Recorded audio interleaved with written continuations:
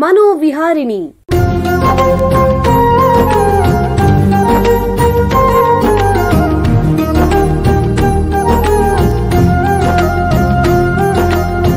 ಬೆಂಗಳೂರಿನ ನಿಮ್ಹಾನ್ಸ್ ವತಿಯಿಂದ ಮಾನಸಿಕ ಆರೋಗ್ಯ ಮತ್ತು ನರವಿಜ್ಞಾನ ಕುರಿತ ಪ್ರಾಯೋಜಿತ ಶಿಕ್ಷಣ ಮಾಲಿಕೆ. ಸಹಯೋಗ ಡಾಕ್ಟರ್ ರಾಮಚಂದ್ರ ಎನ್ ಮೂರ್ತಿ, ಮಾನಸಿಕ ಆರೋಗ್ಯ ಮತ್ತು ನರವಿಜ್ಞಾನ ಪ್ರತಿಷ್ಠಾನ, ನಿಮ್ಹಾನ್ಸ್. ಕೇಳಿ ಮಾನಸಿಕ ಆರೋಗ್ಯ ಮತ್ತು ನರವಿಜ್ಞಾನ ಕುರಿತ ಮಾಲಿಕೆ ಮನೋವಿಹಾರಿಣಿ. ನಮಸ್ಕಾರ ಶ್ರೋತೃಗಳೇ, ನಿಮಗೆಲ್ಲರಿಗೂ ಮನೋವಿಹಾರಿಣಿ ಶಿಕ್ಷಣ ಮಾಲಿಕೆಯ ಈ ಸಂಚಿಕೆಗೆ ಆತ್ಮೀಯ ಸ್ವಾಗತ. ಹಿಂದಿನ ಸಂಚಿಕೆಯಲ್ಲಿ ಮಾನವರನ್ನು ಕಾಡುವ ಸಾಮಾನ್ಯವಾದ ಮತ್ತು ಗಂಭೀರವಾದ ಮಾನಸಿಕ ಸಮಸ್ಯೆ ಡಿಪ್ರೆಷನ್ ಅಥವಾ ಖಿನ್ನತೆಯ ಬಗ್ಗೆ ಚರ್ಚೆ ಮಾಡಿದ್ವಿ. ಇವತ್ತು ಅದನ್ನು ಮುಂದುವರಿಸೋಣ. ಹಿಂದಿನ ಸಂಚಿಕೆಯಲ್ಲಿ ತಜ್ಞರು ಹೇಳಿದ್ರು, ಖಿನ್ನತೆ ಅಂತಂದ್ರೆ ವ್ಯಕ್ತಿಗೆ ಬೇಜಾರು, ದುಃಖ, ಅಪರಾಧಿ ಭಾವನೆ, ನಕಾರಾತ್ಮಕ ಆಲೋಚನೆ, ನಿರಾಶಾವಾದ ಇತ್ಯಾದಿ ವಿವಿಧ ಭಾವನೆಗಳು ಬರುತ್ತೆ. ಇಂತಹ ಲಕ್ಷಣಗಳು ದೀರ್ಘಕಾಲ ಇದ್ದರೆ, ಕನಿಷ್ಠ ಪಕ್ಷ 2 ವಾರಕ್ಕೂ ಹೆಚ್ಚಿದ್ರೆ ಮತ್ತು ಅದು ದಿನನಿತ್ಯದ ಕೆಲಸಗಳಲ್ಲಿ ಆವರಿಸ್ಕೊಂಡ್ಬಿಟ್ರೆ ಅದನ್ನ ವೈದ್ಯಕೀಯ ದೃಷ್ಟಿಯಿಂದ ಖಿನ್ನತೆ ಅಂತ ಹೇಳ್ತಾರೆ. ಖಿನ್ನತೆಯಲ್ಲಿ ಬೇರೆ ಬೇರೆ ರೀತಿ ಇರುತ್ತೆ, ವಿವಿಧ ಮಟ್ಟದ ತೀವ್ರತೆ ಕೂಡ ಇರುತ್ತೆ. ಖಿನ್ನತೆ 4 ವರ್ಷದ ಮಕ್ಕಳಿಂದ ಹಿಡಿದು 100 ವರ್ಷದ ವೃದ್ಧರವರೆಗೂ ಯಾರಿಗೆ ಬೇಕಾದರೂ ಆಗ್ಬೋದು. ಭಾರತದಲ್ಲಿ 3% ಜನರಲ್ಲಿ ಖಿನ್ನತೆ ಇರಬಹುದು ಅಂತಲೂ ಹೇಳಿದ್ರು. ಇದರಲ್ಲಿ ಗಂಡಸರಿಗೆ ಹೋಲಿಸಿದ್ರೆ ಹೆಂಗಸರಲ್ಲೇ ಹೆಚ್ಚು, ಗ್ರಾಮೀಣ ಪ್ರದೇಶಕ್ಕಿಂತ ನಗರ ಪ್ರದೇಶಗಳಲ್ಲಿ ಹೆಚ್ಚು. ಲಕ್ಷಣಗಳು ಏನು ಈ ಖಿನ್ನತೆ ಇದು ಅಂದರೆ, ದೀರ್ಘಕಾಲಿಕವಾಗಿ ಬೇಜಾರಾಗತ್ತೆ, ಅತೀವ ಸುಸ್ತು, ಕೆಲಸ ಮಾಡೋಕ್ಕೆ ನಿರುತ್ಸಾಹ, ಏಕಾಗ್ರತೆಯಲ್ಲಿ ಲೋಪ, ನಿದ್ರೆ ಮತ್ತು ಹಸಿವಿನ ಸಮಸ್ಯೆ, ತೂಕ ಕಡಿಮೆ ಆಗತ್ತೆ, ಅಪರಾಧಿ ಭಾವನೆ ಇತ್ಯಾದಿ. ತೀವ್ರವಾಗಿರೋ ಸಂದರ್ಭಗಳಲ್ಲಿ ಆತ್ಮಹತ್ಯೆ ಯೋಚನೆ ಕೂಡ ಬರಬಹುದು. ಈ ಖಿನ್ನತೆಗೆ ಮುಖ್ಯ ಕಾರಣ ಏನು ಅಂತಂದ್ರೆ ಮನೋದೈಹಿಕ ಮತ್ತು ಸಾಮಾಜಿಕ ಕಾರಣಗಳು ಅಂತ ತಜ್ಞರು ಹೇಳಿದ್ರು. ಆನುವಂಶಿಕತೆಯಿಂದ ಸುಮಾರು 40% ಖಿನ್ನತೆ ಆಗೋ ಸಾಧ್ಯತೆ ಇರುತ್ತೆ. ಇದಲ್ಲದೆ ಮೆದುಳಿನಲ್ಲಿ ನರವಾಹಕಗಳ ಏರುಪೇರು, ದೀರ್ಘಕಾಲಿಕ ದೈಹಿಕ ಕಾಯಿಲೆಗಳು, ಮಾದಕ ವಸ್ತುಗಳ ಸೇವನೆ ಇತ್ಯಾದಿ. ಇಂದಿನ ಸಂಚಿಕೆಯಲ್ಲಿ ಖಿನ್ನತೆಯ ಡಯಾಗ್ನೋಸಿಸ್ ಅಥವಾ ರೋಗ ನಿರ್ಣಯ ಮತ್ತು ಚಿಕಿತ್ಸೆ ಬಗ್ಗೆ ತಜ್ಞರ ಹತ್ರ ಚರ್ಚಿಸೋಣ. ಮನೋವೈದ್ಯಕೀಯ ಕ್ಷೇತ್ರದಲ್ಲಿ ಸುಮಾರು 25 ವರ್ಷಗಳಿಂದ ವೈದ್ಯಕೀಯ ಸೇವೆ ಮತ್ತು ಸಂಶೋಧನೆ ಮಾಡ್ತಾ ಇರುವಂತಹ ನಿಮ್ಹಾನ್ಸ್ನ ಸೈಕ್ಯಾಟ್ರಿ ವಿಭಾಗದಲ್ಲಿ ಪ್ರಾಧ್ಯಾಪಕರಾಗಿರೋ ಡಾಕ್ಟರ್ ಸಿ ನವೀನ್ ಕುಮಾರ್ ಅವರು ನಮ್ಮ ಜೊತೆ ಇದ್ದಾರೆ. ಅವರನ್ನ ಸ್ವಾಗತಿಸೋಣ. ನಮಸ್ಕಾರ ಡಾಕ್ಟರ್ ನವೀನ್ ಅವರೇ. ನಮಸ್ಕಾರ ಸರ್. ನಿಮಗೆ ಈ ಕಾರ್ಯಕ್ರಮಕ್ಕೆ ಸ್ವಾಗತ. ಡಾಕ್ಟರ್ ನವೀನ್ ಅವರೇ, ಈ ಸಂಚಿಕೆಯ ಮೊದಲನೇ ಪ್ರಶ್ನೆ ನಿಮ್ಗೇನು ಅಂತಂದ್ರೆ, ಒಬ್ಬ ವ್ಯಕ್ತಿಗೆ ಖಿನ್ನತೆ ಇದ್ರೆ ಅವರು ಯಾರನ್ನ ಸಂಪರ್ಕಿಸಬೇಕು? ಸಾಮಾನ್ಯ ವೈದ್ಯರೇ ಅಥವಾ ಮನೋವೈದ್ಯರೇ ಅಥವಾ ಮನಃಶಾಸ್ತ್ರಜ್ಞರೇ? 3 ಜನನು ಅವ್ರು ಸಂಪರ್ಕ ಮಾಡಬಹುದು. ಅಂದ್ರೆ ಈಗ ಹಳ್ಳಿಗಾಡಿನ ಸಂದರ್ಭ ನಾವು ತಗೊಂಡ್ರೆ ಅಲ್ಲಿ ಮನಃಶಾಸ್ತ್ರಜ್ಞರು ಸಿಗಲ್ಲ, ಮನೋವೈದ್ಯರು ಸಿಗಲ್ಲ. ಆದ್ರೆ ಜನರಲ್ ಫಿಸಿಷಿಯನ್ಸ್ ಅಂತ ಯಾರು ಇರ್ತಾರೆ ಅವ್ರು ಸಿಗ್ತಾರೆ, ಅವ್ರ ಹತ್ರಕ್ಕೆ ಹೋಗಬಹುದು. ಈ ಸಿಟೀಸ್ ಕಡೆಗೆ ಬಂದ್ರೆ ಅಲ್ಲಿ ಮನೋವೈದ್ಯರು ಸಿಗ್ತಾರೆ, ಮನಃಶಾಸ್ತ್ರಜ್ಞರು ಸಿಗ್ತಾರೆ, ಅವ್ರ ಹತ್ರಕ್ಕೂ ಹೋಗಬಹುದು. ಮುಖ್ಯ ಯಾರ ಹತ್ರ ಹೋದ್ರೂ ಸಹ ರೋಗ ನಿರ್ಣಯವನ್ನು ಕರೆಕ್ಟ್ ಆಗಿ ಮಾಡಿ ಆಮೇಲೆ ಅದಕ್ಕೆ ಚಿಕಿತ್ಸೆಯನ್ನ ಸರಿಯಾಗಿ ಹೊಂದಿಸೋದು ಮುಖ್ಯ ಆಗತ್ತೆ. ಹಾಗಾದ್ರೆ ಈ ವೈದ್ಯರು ಈ ಖಿನ್ನತೆಯ ಡಯಾಗ್ನೋಸಿಸ್ ಅಥವಾ ರೋಗ ನಿರ್ಣಯ ಹೇಗ್ ಮಾಡ್ತಾರೆ? ನೋಡಿ, ಖಿನ್ನತೆ ಅಂತಂದ್ರೆ ನಾನು ಕಳೆದ ಸಂಚಿಕೆಯಲ್ಲಿ ಯಾವ ಯಾವ ಲಕ್ಷಣಗಳಿರ್ತವೆ ಅಂತ ನಾನು ಹೇಳಿದ್ದೆ. ಮುಖ್ಯವಾಗಿ ಅವುಗಳನ್ನೇ ಅವಲಂಬಿಸಿ ನಾವು ರೋಗ ನಿರ್ಣಯವನ್ನು ಮಾಡಬೇಕು. ಅಂದ್ರೆ ಈಗ ಮನೋವ್ಯಾಧಿಗಳಲ್ಲಿ ಸುಮಾರು ಎಲ್ಲ ಮನೋವ್ಯಾಧಿಗಳನ್ನ ನಾವು ರೋಗ ನಿರ್ಣಯ ಮಾಡಕ್ಕೆ ಅವರಲ್ಲಿರುವಂತಹ ಲಕ್ಷಣಗಳ ಮೇಲೆ ನಾವು ನಿರ್ಭರಿತವಾಗಿರಬೇಕಾಗತ್ತೆ. ಬೇರೆ ಯಾವುದೇ ರೀತಿಯಾದಂತಹ ಸ್ಕ್ಯಾನಿಂಗ್ಗಳು, ಟೆಸ್ಟ್ಗಳು ಅದನ್ನ ಮಾಡಲ್ಲ ಅಂತ ಹೇಳಲ್ಲ. ಅದನ್ನ ಮಾಡಿದ್ರೂ ಸಹ ಅವನಿಗೆ ಖಿನ್ನತೆ ಇದೆಯೋ ಇಲ್ವೋ ಅಂತ ಹೇಳೋದಕ್ಕೋಸ್ಕರ ಮಾಡೋದಿಲ್ಲ.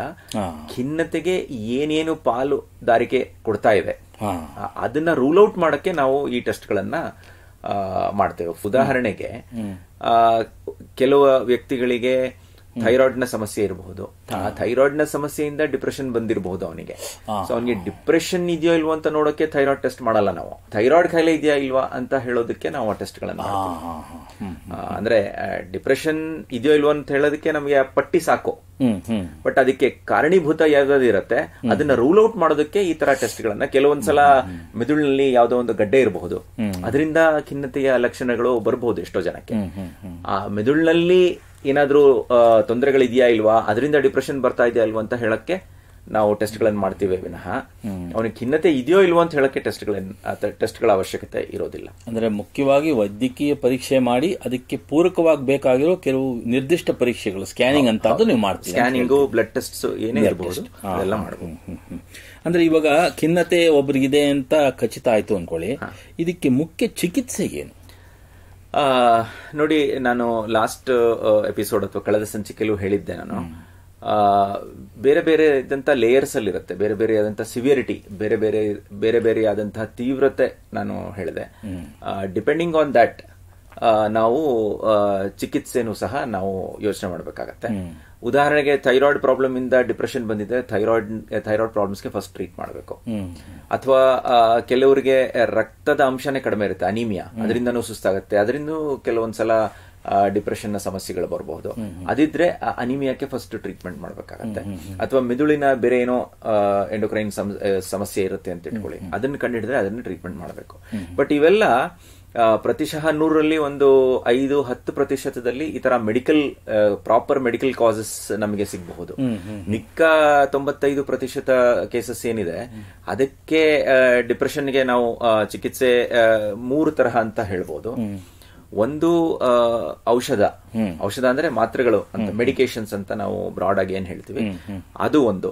ಎರಡನೇದು ಮಾನಸಿಕ ಚಿಕಿತ್ಸೆ ಅಥವಾ ಸೈಕೋಥೆರಪಿ ಅಥವಾ ಆಪ್ತ ಸಮಾಲೋಚನೆ ಅಂತ ಬ್ರಾಡ್ ಆಗಿ ಹೇಳುವಂತದ್ದು, ಕೌನ್ಸಿಲಿಂಗ್ ಅಂತಾರಲ್ಲ ಅದು.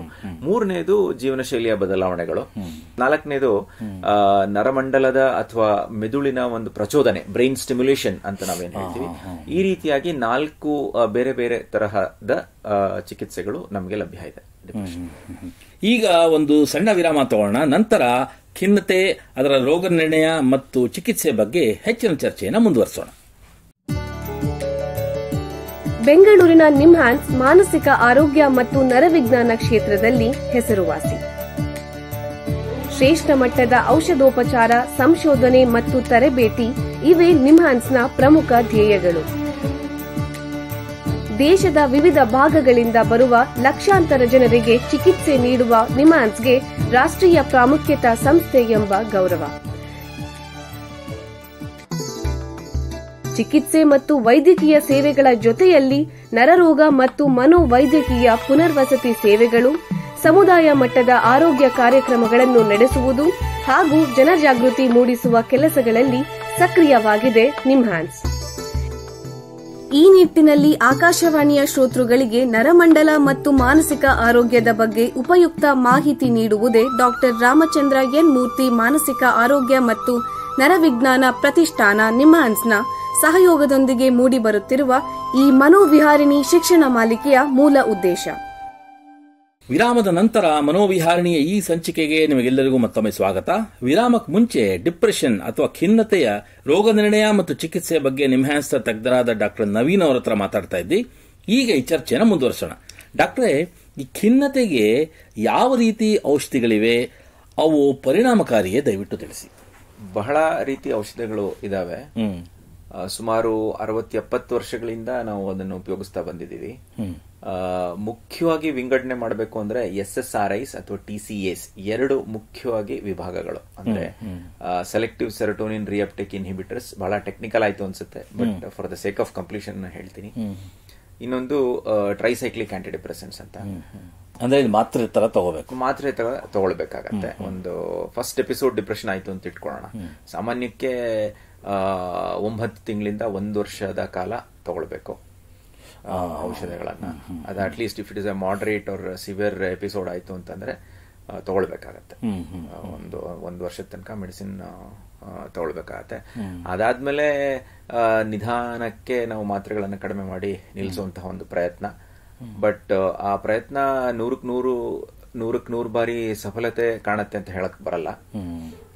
ಯಾಕೆಂತಂದ್ರೆ ಈ depression many a times it's a recurrent illness, ಪುನರಾವರ್ತಿತವಾಗುವಂತಹ ಕಾಯಿಲೆ ಇದು. ಬಟ್ ಇಂಥ ವ್ಯಕ್ತಿಗಳಿಗೆ ಇಷ್ಟು ದಿನ ಆದ್ಮೇಲೆನೆ ನೆಕ್ಸ್ಟ್ ಎಪಿಸೋಡ್ ಬರುತ್ತೆ ಅಂತ ಹೇಳೋಕೆ ನಮ್ಮಲ್ಲಿ ಯಾವುದೇ ಟೂಲ್ ಅದು ಆ ತರದ್ದಿಲ್ಲ. ಸೊ ಹಾಗಿರುವಾಗ ಅವರ ಒಂದು ಫ್ಯಾಮಿಲಿ ಹಿಸ್ಟ್ರಿ ಅಥವಾ ಅವರ ತೀವ್ರತೆ ಏನು, ಫಸ್ಟ್ ಎಪಿಸೋಡ್ ನ ತೀವ್ರತೆ, ಬೇರೆ ಮೆಡಿಕಲ್ ಪ್ರಾಬ್ಲಮ್ಸ್ ಇದೆಯಾ ಇಲ್ವಾ, ಮತ್ತು ಅವರ ರೆಸ್ಪಾನ್ಸ್ ಹೇಗಿದೆ, ಈ ಎಲ್ಲ ಫ್ಯಾಕ್ಟರ್ಸ್ ನ ನೋಡಿ ನಾವು ನಿರ್ಧಾರ ಮಾಡಬೇಕಾಗತ್ತೆ. ಅಂದ್ರೆ ಎಷ್ಟು ದಿನ ತಗೊಳ್ಬೇಕು ಚಿಕಿತ್ಸೆ ಅನ್ನೋದನ್ನ ನಾವು ಈ ಎಲ್ಲ ಫ್ಯಾಕ್ಟರ್ಸ್ ನ ನೋಡಿ ನಿರ್ಧಾರವನ್ನ ತೆಗೆದುಕೊಳ್ಬೇಕಾಗತ್ತೆ. ನಾನು ಹೇಳಿದ್ದು ಜನರಲ್ ಆಗಿ, ಬಟ್ ಅದು ಎಲ್ಲಾ ವ್ಯಕ್ತಿಗಳಿಗೆ ಅನ್ವಯ ಆಗತ್ತೆ ಅಂತ ಹೇಳಕ್ಕಾಗಲ್ಲ. ಪ್ರತಿಯೊಬ್ಬ ರೋಗಿ ಬಂದ್ರೆ ಆತನಿಗೆ ಅಥವಾ ಆಕೆಗೆ ಎಷ್ಟು ದಿನ ಚಿಕಿತ್ಸೆ ಅಂತ ವೈದ್ಯರು ಆವಾಗ ನಿರ್ಧಾರ ತಗೊಳ್ಬೇಕಾಗತ್ತ, ಆತನ ಪರೀಕ್ಷೆ ಅಥವಾ ಆಕೆ ಪರೀಕ್ಷೆ ಮಾಡಿದ ನಂತರ. ಅಂದ್ರೆ ನೀವು ಹೇಳೋ ಪ್ರಕಾರ ಔಷಧಿಗಳ ಚಿಕಿತ್ಸೆ ಆ ವ್ಯಕ್ತಿಯ ಸಮಸ್ಯೆ ತೀವ್ರತೆ ಮೇಲೆ ಆಧರಿಸುತ್ತೆ. ಎಷ್ಟು ಸಮಯ ಬೇಕಾದ್ರೆ ತಗೋಬಹುದು. ಕೆಲವು ತಿಂಗಳು, ವರ್ಷಗಳಾಗ ಜೀವನ ಪರ್ಯಂತ. ಕೆಲವು ರೋಗಿಗಳಿಗೆ ನಾವು ಜೀವನ ಪರ್ಯಂತ ಅಂತಾನೆ ಹೇಳ್ತೀವಿ ನಾವು. ಕೆಲವರಿಗೆ 3ಕ್ಕೂ ಹೆಚ್ಚಿನ ಒಂದು ಎಪಿಸೋಡ್ಸ್ ಬರುತ್ತೆ ಅಂತ ಇಟ್ಕೊಳ್ಳಿ. ಅಂತವ್ರಿಗೆ ನಾವು ಲೈಫ್ ಲಾಂಗ್ ತಗೊಳ್ಳಿ ಅಂತಾನೆ ನಾವು ಸಲಹೆಯನ್ನ ಕೊಡುವಂತದ್ದು. ಆದ್ರೆ ಈ ಮಾತ್ರೆಗಳು ತಗೊಂಡ್ರೆ ಏನಾದರೂ ಸೈಡ್ ಎಫೆಕ್ಟ್, ಅಡ್ಡ ಪರಿಣಾಮಗಳಿರುತ್ತಾ? ಅಡ್ಡ ಪರಿಣಾಮಗಳು ಇರಲ್ಲ ಅಂತ ನಾನು ಹೇಳಲ್ಲ, ಸ್ವಲ್ಪ ಇರುತ್ತೆ. ಅಂದ್ರೆ ಉದಾಹರಣೆಗೆ ಹೊಟ್ಟೆನಲ್ಲಿ ಉರಿ ಕಾಣಿಸ್ಕೊಳ್ಳುವಂಥದ್ದು, ವಾಕರಿಕೆ ಬರುವಂತದ್ದು, ಅಥವಾ ಸ್ವಲ್ಪ ಆತಂಕ ಮೊದಲು ಜಾಸ್ತಿ ಆಗುವಂತದ್ದು, ಲೈಂಗಿಕ ಆಸಕ್ತಿನಲ್ಲಿ ಸ್ವಲ್ಪ ಕಡಿಮೆ ಆಗುವಂತದ್ದು, ಮತ್ತು ವೆಯ್ಟ್ ಗೈನ್ ಅಥವಾ ವೆಯ್ಟ್ ಲಾಸ್ ಎರಡೂ ಆಗುವಂತದ್ದು. ಇವೆಲ್ಲ ಸಾಮಾನ್ಯತಃ ಕಾಣಿಸುವಂತಹ ಸೈಡ್ ಎಫೆಕ್ಟ್ಸ್. ಬಟ್ ನಾ ಸೈಡ್ ಎಫೆಕ್ಟ್ಸ್ ಅಂತ ಹೇಳಿದ ತಕ್ಷಣನೇ ಹೆದರ್ಕೊಳ್ಬೇಕಾದಂತ ಪ್ರಮೇಯ ಇಲ್ಲ. ಯಾಕೆ ಅಂತಂದ್ರೆ ಎಲ್ಲೋ ಒಂದು ಪ್ರತಿಶತ, 2, 3, 5% ವ್ಯಕ್ತಿಗಳಲ್ಲಿ ಕಾಣಿಸ್ಕೊಳ್ಳುವಂಥದ್ದು. ಆತರ ಏನಾದ್ರು ಅಡ್ಡ ಪರಿಣಾಮ ಕಾಣಿಸ್ಕೊಳ್ತು ಅಂತಂದ್ರೆ ಮಾತ್ರೆಗಳನ್ನ ಬದಲಾವಣೆ ಮಾಡಬಹುದು. ಕೆಲವು ವ್ಯಕ್ತಿಗಳಿಗೆ ಸ್ವಲ್ಪ ದಿನದಲ್ಲಿ ಅವರು ಹೊಂದ್ಕೊಂಡ್ಬಿಡುತ್ತಾರೆ ಈ ತರದ ಅಡ್ಡ ಪರಿಣಾಮಗಳಿಗೆ. ಸೊ ಯಾವತ್ತು ನಾವು ಒಂದು ರಿಸ್ಕ್ ಬೆನಿಫಿಟ್ ಅನಾಲಿಸಿಸ್ ಅಂತ ಹೇಳ್ತೀವಿ. ಅಂದ್ರೆ ಒಬ್ಬ ರೋಗಿಯನ್ನು ನಾವು ಪರೀಕ್ಷೆ ಮಾಡಿದ ನಂತರ ಈ ಅಡ್ವೈಸಸ್ ನ ಕೊಡುವಾಗ, ಈ ಮೆಡಿಸಿನ್ ತಗೊಳ್ಳಿ, ಈ ಒಂದು ಔಷಧವನ್ನು ತಗೊಳ್ಳಿ, ಇದರ ಅಡ್ಡ ಪರಿಣಾಮಗಳು ಈ ತರ, ಇದರ ಪರಿಣಾಮಗಳು ಈ ತರಹ, ನೀವು ನೋಡ್ಕೊಂಡು ವಾಪಸ್ ಬಂದು ನಮ್ಗೆ ಹೇಳಿದ್ರೆ ಅದನ್ನ ಅಡ್ಜಸ್ಟ್ ಮಾಡಬಹುದು. ಡೋಸಸ್ ಅಡ್ಜಸ್ಟ್ಮೆಂಟ್ ಇರಬಹುದು, ಅಥವಾ ಸರಿ ಹೊಂದದೇ ಇದ್ರೆ ಮಾತ್ರೆಗಳನ್ನ ಬದಲಾಯಿಸುವಂತಹ ಕೆಲಸಗಳನ್ನು ಮಾಡಬಹುದು. ನಿಮ್ಮ ಪ್ರಕಾರ ಔಷಧ, ಮಾತ್ರೆ ಅನ್ನೋದು ಪ್ರಮುಖವಾದ ಚಿಕಿತ್ಸೆ ಅಂತಿದ್ದೀರಾ. ಇದು ಬಿಟ್ರೆ ಬೇರೆ ಯಾವ್ದಾದ್ರು ರೀತಿ ಚಿಕಿತ್ಸೆಗಳಿವೆಯೇ ಖಿನ್ನತೆಗೆ? ಹೌದು, ಡಿಪ್ರೆಷನ್ಗೆ ನಾವು ಟ್ರೀಟ್ಮೆಂಟ್ ಕೊಡುವಾಗ ಬರೀ ಔಷಧಗಳು ಅಂತ ನಾವು ಹೇಳಲ್ಲ. ಅದರ ಜೊತೆಗೆ ಆಪ್ತ ಸಮಾಲೋಚನೆ ಇರಬಹುದು, ಅಥವಾ ಮಾನಸಿಕ ಚಿಕಿತ್ಸೆ ಅಥವಾ ಸೈಕೋಥೆರಪಿ ಅಂತ ನಾವೇನ್ ಹೇಳ್ತೀವಿ, ಅದನ್ನ ಸಲಹೆ ಕೊಡುವಂಥದ್ದು. ಮತ್ತು ಜೀವನ ಶೈಲಿಯ ಬದಲಾವಣೆಗಳು. ಕೆಲವೊಂದು ಸಲ ತೀವ್ರತರವಾದಂತಹ ಖಿನ್ನತೆ ಇದ್ರೆ ನರಮಂಡಲದ ಅಥವಾ ಮೆದುಳಿನ ಒಂದು ಪ್ರಚೋದನೆ ಕೊಡುವಂಥದ್ದು, ವಿದ್ಯುತ್ ಕಂಪನ ಚಿಕಿತ್ಸೆ ಅಥವಾ ಎಲೆಕ್ಟ್ರೋ ಕನ್ವಲ್ಸಿವ್ ಥೆರಪಿ ಅಥವಾ ಶಾಕ್ ಟ್ರೀಟ್ಮೆಂಟ್ ಅಂತ ಸಾಮಾನ್ಯ ಪರಿಭಾಷೆನಲ್ಲಿ ಏನ್ ಹೇಳ್ತೀವಿ, ಅದನ್ನ ನಾವು ಮಾಡುವಂಥದ್ದು. ಅಯಸ್ಕಾಂತ ಶಕ್ತಿಯಿಂದ ಮೆದುಳಿನ ಪ್ರಚೋದನೆ ಮಾಡುವಂಥದ್ದು, RTMS ಅಂತ ಹೇಳ್ತೀವಿ, ಟ್ರಾನ್ಸ್ಕ್ರೇನಿಯಲ್ ಮ್ಯಾಗ್ನೆಟಿಕ್ ಸ್ಟಿಮ್ಯುಲೇಷನ್. ಸೊ ಈ ರೀತಿ ಬೇರೆ ಬೇರೆ ರೀತಿಯಾದಂತಹ ಚಿಕಿತ್ಸಾ ವಿಧಾನಗಳನ್ನ ನಾವು ಅಳವಡಿಸ್ಕೋತೀವಿ ಡಿಪ್ರೆಷನ್ಗೆ. ಕೌನ್ಸಿಲಿಂಗ್ ಅನ್ನೋದ್ರ ಬಗ್ಗೆ ಹೇಳಿದ್ರಲ್ಲ, ಸೈಕೋಥೆರಪಿ, ಅದು ಸ್ವಲ್ಪ ಹೇಳಿ ವಿವರವಾಗಿ. ಅದು ಸೈಕೋಥೆರಪಿ ಅಥವಾ ಮಾನಸಿಕ ಚಿಕಿತ್ಸೆ ಅಂತಂದ್ರೆ ವ್ಯಕ್ತಿಯ ವರ್ತನೆಗಳನ್ನ, ವ್ಯಕ್ತಿಯ ಡಿಪ್ರೆಷನ್ ಅಲ್ಲಿ ಇರುವಾಗ ಬರುವಂತಹ ಆಲೋಚನೆಗಳನ್ನ, ವಿಚಾರಗಳನ್ನ, ಮತ್ತು ಡಿಪ್ರೆಷನ್ ಇರುವಾಗ ಅವರಲ್ಲಿ ಉಂಟಾಗುವ ಭಾವನೆಗಳನ್ನ ಅದನ್ನ ಅನಲೈಸ್ ಮಾಡಿ ಅದನ್ನ ಪರಿವರ್ತನೆಗೊಳಿಸೋದಕ್ಕೆ ಸಲಹೆಗಳನ್ನು ಕೊಡೋದಕ್ಕೆ ಮಾನಸಿಕ ಚಿಕಿತ್ಸೆ ಅಂತ ಹೇಳ್ತಾರೆ. ಬೇರೆ ಬೇರೆ ತರಹದ ಮಾನಸಿಕ ಚಿಕಿತ್ಸೆಗಳಿದಾವೆ. ಉದಾಹರಣೆಗೆ ಕಾಗ್ನಿಟಿವ್ ಬಿಹೇವಿಯರ್ ಥೆರಪಿ ಅಂತ ಹೇಳ್ಬೋದು, ಅಥವಾ ಇಂಟರ್ಪರ್ಸನಲ್ ಥೆರಪಿ ಅಂತ ಹೇಳ್ಬೋದು. ಹಾಗೆ ಸುಮಾರಷ್ಟು ಬೇರೆ ಬೇರೆ ತರಹದ ಮಾನಸಿಕ ಚಿಕಿತ್ಸೆಗಳು ನಮ್ಮಲ್ಲಿ ಇದಾವೆ. ಬಹಳ ಉಪಯುಕ್ತ ಮಾಹಿತಿ ನೀಡಿದ್ದೀರಾ. ನೋಡಿ, ನಿಮ್ ಜೊತೆ ಮಾತಾಡ್ತಾ ಕಾಲ ಕಳೆದಿದ್ದೇ ಗೊತ್ತಾಗ್ಲಿಲ್ಲ. ಇಲ್ಲಿಗೆ ಈ ಸಂಚಿಕೆ ಮುಗಿಸುವಂತ ಸಮಯ ಆಗ್ತಾ ಇದೆ. ಡಾಕ್ಟರ್ ನವೀನ್ ಅವರೇ, ಎಲ್ಲ ಕೇಳುಗರಿಗೆ ಡಿಪ್ರೆಷನ್ ಅಥವಾ ಖಿನ್ನತೆಯಲ್ಲಿ ವಿಶೇಷವಾಗಿ ರೋಗ ನಿರ್ಣಯ ಮತ್ತು ಚಿಕಿತ್ಸೆ ಬಗ್ಗೆ ಉಪಯುಕ್ತ ಮಾಹಿತಿ ನೀಡಿದ್ದೀರಾ. ನಿಮಗೆ ಎಲ್ಲರ ಪರವಾಗಿ ಧನ್ಯವಾದಗಳು. ಶ್ರೋತೃಗಳೇ, ಮಾನಸಿಕ ಆರೋಗ್ಯ ಮತ್ತು ನರವಿಜ್ಞಾನ, ಅದರಲ್ಲೂ ಖಿನ್ನತೆಯ ಬಗ್ಗೆ ಇನ್ನೂ ಹೆಚ್ಚಿನ ಮಾಹಿತಿಯೊಂದಿಗೆ ಮನೋವಿಹಾರಣೆಯ ಮುಂದಿನ ಸಂಚಿಕೆಯಲ್ಲಿ ಭೇಟಿಯಾಗೋಣ. ನಮಸ್ಕಾರ. ನಮಸ್ಕಾರ. ಇಲ್ಲಿಯವರೆಗೆ ಬೆಂಗಳೂರಿನ ನಿಮ್ಹಾನ್ಸ್ ವತಿಯಿಂದ ಮಾನಸಿಕ ಆರೋಗ್ಯ ಮತ್ತು ನರವಿಜ್ಞಾನ ಕುರಿತ ಪ್ರಾಯೋಜಿತ ಶಿಕ್ಷಣ ಮಾಲಿಕೆ ಮನೋವಿಹಾರಿಣಿ ಕೇಳಿದಿರಿ. ಸಹಯೋಗ ಡಾಕ್ಟರ್ ರಾಮಚಂದ್ರ ಎನ್ ಮೂರ್ತಿ, ಮಾನಸಿಕ ಆರೋಗ್ಯ ಮತ್ತು ನರವಿಜ್ಞಾನ ಪ್ರತಿಷ್ಠಾನ, ನಿಮ್ಹಾನ್ಸ್. ನೆರವು ಡಾಕ್ಟರ್ KS ಮೀನಾ, ನಿಮ್ಹಾನ್ಸ್. ಮಾನಸಿಕ ಆರೋಗ್ಯ ಶಿಕ್ಷಣ ವಿಭಾಗ, ನಿಮ್ಹಾನ್ಸ್. ಹಾಗೂ ನಿವೇದಿತಾ BS, ನಿಮ್ಹಾನ್ಸ್. ಸಂಗೀತ ಸಂಯೋಜನೆ K. ಕಲ್ಯಾಣ್. ಪರಿಕಲ್ಪನೆ, ನಿರೂಪಣೆ ಮತ್ತು ನಿರ್ಮಾಣ ಡಾಕ್ಟರ್ MM ಶ್ರೀನಿವಾಸ್ ಭರತ್, ನಿಮ್ಹಾನ್ಸ್. ನಿಮ್ಮ ಸಂದೇಶಗಳನ್ನು ಕಳಿಸಬೇಕಾದ ದೂರವಾಣಿ ಸಂಖ್ಯೆ 7891105524 7899105524. ವಾಟ್ಸ್ಆಪ್ ಸಂದೇಶಗಳು ಮಾತ್ರ. ಈ ಕಾರ್ಯಕ್ರಮದ ಮುಂದಿನ ಸಂಚಿಕೆ ಮುಂದಿನ ವಾರ ಇದೇ ಸಮಯಕ್ಕೆ ಮನೋವಿಹಾರಿಣಿ ಮಾಲಿಕೆಯಲ್ಲಿ.